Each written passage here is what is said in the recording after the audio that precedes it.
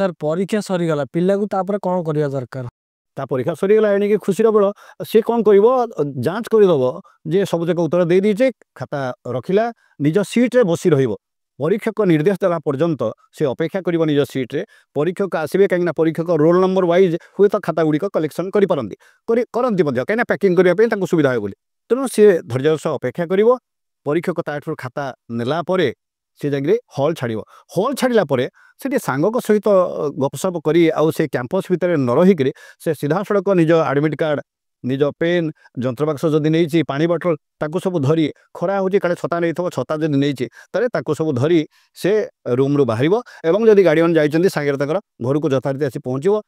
ପରୀକ୍ଷାରେ କ'ଣ ହେଇଛି ଯଦି ଖରାପ ହେଇଯାଇଛି ସେ ବାବଦରେ ଆଉ ଚିନ୍ତା କରିବ ନାହିଁ ନା କାହା ସହିତ ଗପସପ କରିବାର ନାହିଁ ଘରେ ଆସି ପହଞ୍ଚିବ ନେକ୍ସଟ ପରୀକ୍ଷା ପାଇଁ ପ୍ରିପେୟାର ହେବ ମନ ଭିତରେ ରଖିବ ଇଏ ଯାହା ଯାଇଛି ଆଗାମୀ ଦିନ ପାଇଁ ତାକୁ ଫୋକସ୍ କରିବାର ଅଛି ଏମିତି କଲେ ପିଲା ନିଶ୍ଚୟ ସଫଳ ହେବ ବୋଲି ମୁଁ ଆଶା କରୁଛି।